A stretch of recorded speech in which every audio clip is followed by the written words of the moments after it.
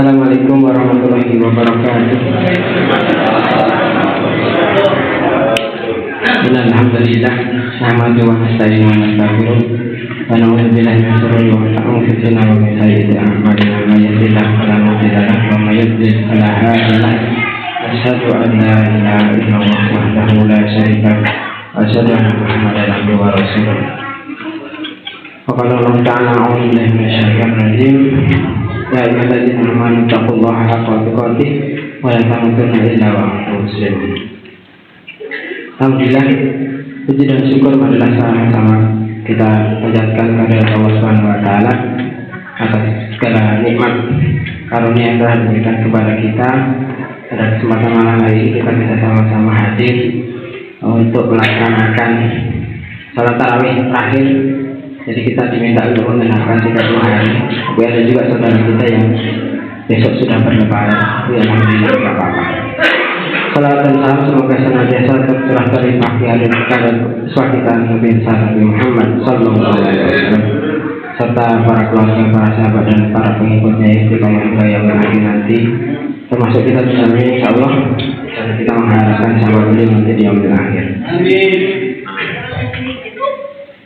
Setelah kemarin Mas Fauz dan mengisi, ternyata saya juga merasakan hal yang sama, mendapat tekanan yang besar di depan. Saya harus istilahnya menggarami laut. Ini ada Ustaz Mas, Pak Prapto, dan sesepuh-sesepuh yang lain, masuk ibu-ibu juga dan Ustaz Hajar. Jadi seolah-olah kayak saya menggarami air laut, udah banyak makan asam garam kehidupan, gitu ya, udah asing. Jadi alhamdulillah, saya kepakarannya di bidang manajemen, jadi kalau disuruh ngomong syariat agak nggak nyambung ya. Tapi kita sama-sama ya, sedikit. Karena yang bikin jadwal ini dia hanya membuat sampai dengan malam 29, jadi malam 30 itu kosong, nggak ada jadwal. Harusnya takbiran malam ini. Biasanya yang isi takbiran itu Ustaz Maskur, udah di pantai tanggal 30 itu Pak Maskur wah yang isi. Bapak Ibu yang insya Allah dirahmati Allah Subhanahu wa taala, saya ngomongin manajemen ya. Jadi ketika kita masuk di bulan Ramadan, ketika awal mau masuk di bulan Ramadan, kalau di istilah manajemen itu kita mengenal tahapan, kalau istilah pendeknya singkatannya POAK. Apa itu POAK? Planning, organizing, actuating, dan controlling. Nah, apa hubungannya sama kultum? Karena ini kuliah, jadi terserah saya mau ngomong apa gitu ya. Ketika masuk bulan Ramadan, ya, ketika masuk bulan Ramadan, masjid ini membuat planning. Apa itu planning? Perencanaan. Jadi apa aja yang akan dilaksanakan oleh Masjid Al-Mujahidin dalam rangka menghadapi bulan suci Ramadan. Apa aja? Ada di pamflet itu di depan tuh. Ada apa namanya itu? Apa Pak? Lupa saya. Iftar, bukan iftar. Ketika sebelum puasa itu kita ngadain pengajian itu apa? Tarhib. Nah, karena bukan jurusan syariah jadi ya maklum ya, lupa-lupa gitu ya istilah-istilah itu. Jadi ada tarhib Ramadan. Terus ada bagi takjil untuk ibu-ibu muslimah di RT 4, 5 dan 6. Ada bukber, beda lagi itu bukber itu. Terus ada tarawih, ada bukber, kemudian ada santunan ya. Ada buka puasa bersama dan santunan. Terus ada juga iktikaf. Alhamdulillah semuanya sudah kita jalani. Alhamdulillah juga berjalan dengan sukses. Ya tentu di namanya manusia ya, mengadain kegiatan atau acara itu pasti ada kurang-kurang di sana sini. Nah itu nanti di bagian akhir saya mengucapkan permohonan maaf, bukan di bagian sekarang ini. Terus yang kedua, masih di bagian planning. Jadi masjid ngadain perencanaan, tapi di satu sisi juga setiap kita individu membuat perencanaan juga. Jadi Ramadan itu kita mau ngapain gitu. Nah saya mau ngasih door prize nih Bapak Ibu nih. Siapa yang masih ingat Nanti tunjuk tangan, jangan langsung jawab ya. Tunjuk tangan. Boleh dibuka kordennya dikit biar kelihatan tangannya tuh. Siapa yang kultum di hari pertama bulan Ramadan tahun ini? Tunjuk tangan dulu, tunjuk tangan. Siapa yang jawab, Bu? Ya, banyak banget yang jawab, gimana mau ngasih hadiah ini? Ya, dapat semua ya? Waduh, berat ini. Tadi di sini Pak Haji Jamrud tadi mau jawab siapa, Pak Haji? Ustaz Hajat. Ibu-ibu tadi siapa namanya? Bukan, maksudnya ibu-ibu yang jawab. Semua, aduh berat. Kalau gitu nggak jadi dikasih hadiah kalau semuanya jawab. Kalau gitu ini pertanyaan berikutnya. Ya kan, saya bilang tadi tunjuk tangan dulu baru jawab, banyak jawab semua, gimana mau ngasih hadiahnya? Saya suruh buka tirai tadi. Kemarin Ustadz Fauzan ngasih judul ceramah apa itu? Ada yang tahu? Salah. Saya bilang tunjuk nama dulu baru jawab. Alah, gimana mau ngasih hadiah kalau gitu? Udah, kita doain aja deh ibu-ibunya. Ya, hadiahnya doa. Semoga masuk surga. Amin amin ya rabbal alamin. Susah. Uang duitnya cuma 300.000, bagi segitu banyaknya gimana? Buat beli sate aja nggak cukup ya Pak Haji ya? Ya, nanti ketemu di bakso kucing bayar masing-masing. Jadi sampai di mana tadi? Jadi kita membuat perencanaan masing-masing kita, apa yang akan kita lakukan. Misalnya, saya di bulan Ramadan ini sholat 5 waktu di masjid.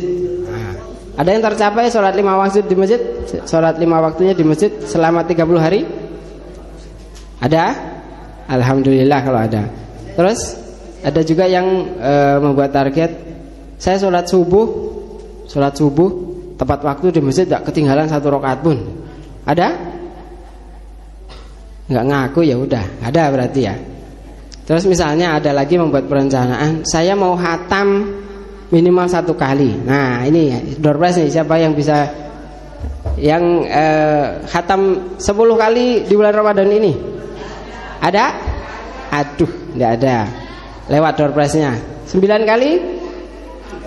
Ada? 9 kali? Saya turunin lagi. 8? 8, 7? Ayo, yang 7. Ada yang khatam 7 kali? Dapat hadiah ini. Door prize ini, door prize. Nanti hadiah utamanya nanti masuk surga insya Allah. Amin. 8, 8. Harusnya 6. Ada yang 6 kali? Nanti kalau saya bilang 1, banyak banget yang 1 soalnya ini. Pasti ibu-ibu ngacung semua itu. 5. Ada yang 5? Nggak ada, ya udah hangus. Jadi masing-masing kita membuat target, misalnya itu khatam Al-Quran. Atau misalnya juga kita iktikaf. Ada yang iktikaf selama 10 hari terakhir komplit dari malam ke-21 sampai ke-30 nanti malam? Ada? Pak Pramto banyak absennya itu. Oh iya. Ke masjid nggak bawa sendal, pulangnya bawa sendal. Terus kita melangkah ke bagian manajemen yang kedua. Apa itu? Organize. Organize itu mengatur. Jadi ketika kita sudah punya perencanaan, kita mengatur kira-kira jadwal ustadznya tanggal berapa, siapa gitu. Itu yang untuk taraweh. Dan kita juga masing-masing punya bisa mengatur jadwal kita sendiri. Misalnya, kalau misalnya tapi sebenarnya ini udah bagian awal Ramadan harusnya saya ngomong ya. Telat ini saya ngomongnya ini. Harusnya bagian controlling di bagian terakhir nanti. Tapi nggak apa-apa sebagai evaluasi ya. Jadi kalau misalnya di bulan Ramadan, nanti bisa diaplikasikan di tahun depan lah. Misalnya kita mengorganize pengen khatam sekali dalam bulan Ramadan, misalnya setelah subuh baca dua lembar ya, 2 lembar atau 4 halaman. Ntar menjelang atau setelah luhur baca 2 lembar. Nanti setelah asar juga sama. Setelah maghrib kalau sempat, setelah isya, nah itu bisa dapat 1 juz sehari. Nanti kalau kali 30 juz. Masalahnya kalau misalnya cuma 29 hari kurang sejuz nih. Nanti laporannya 2 kali ini Pak Haji Eka nih. Itu contohnya misalnya mengorganize. Kemudian itu acting ding, acting. Maaf, acting yang ketiga ya. Acting itu pelaksanaan, ketika pelaksanaan. Nah, kita perlu, kalau di masjid ini alhamdulillah bapak-bapaknya ada yang membuat grup 1 juz sehari. Jadi kalau 30 hari dapat 1 kali hatam itu. Bisa diikuti, misalnya ibu-ibu membuat grup sendiri monggo. Nah, yang bagian terakhir adalah controlling, evaluasi. Jadi kita perlu mengevaluasi apa-apa yang sudah kita rencanakan, kira-kira tercapai enggak targetnya. Kenapa kok kita perlu mengevaluasi? Nah, ada perkataan salah seorang sahabat Nabi Muhammad SAW, yaitu Umar radhiyallahu an, hasibu anfusakum qabla an tuhasabu. Hisablah diri kalian sebelum kalian dihisab. Jadi kita menghitung-hitung, kira-kira target saya sudah tercapai apa belum? Sholat 5 waktu saya di masjid sudah tercapai belum? Sholat subuh saya, sholat taraweh, iktikafnya. Kenapa kita perlu mengevaluasi diri kita? Karena kita itu sebenarnya dalam apa istilahnya itu, dalam kondisi kita diminta untuk berlomba-lomba dalam hal kebaikan oleh Allah Subhanahu wa taala. Buat apa kita berlomba-lomba? Di dalam surat Al-Mulk. Nah, ini nyambung di kultum ini. Di dalam surat Al-Mulk ayat awal tuh. Ntar saya bukain dulu ayatnya. Juz ke-29. Alladzi khalaqal mauta wal hayata liyabluwakum ayyukum ahsanu amala. Jadi Allah itu ingin melihat siapa yang paling baik amalnya. Jadi kita itu diminta untuk berlomba-lomba dalam hal kebaikan. Dulu saya tahun berapa? 2015 kalau nggak salah. Saya pernah, ini kultum saya yang ketiga kali. Saya ngitung itu dulu pernah 2 kali kultum, ini kultum yang ketiga. Nggak pernah dikasih kesempatan untuk kultum, nggak apa-apa. Tapi memang bukan pakarnya untuk kultum. Dulu pernah saya bercerita di sini di waktu kultum tahun 2015 kalau nggak salah itu. Pak Prapto saya dulu doain ini dia jadi pengusaha perumahan. Ternyata bener, alhamdulillah doa saya makbul nih. Sekarang jadi tuan tanah di daerah Cimuning sana. Kalau mau beli tanah di sana ada. Masih berapa petak yang belum kejual Pak Prapto?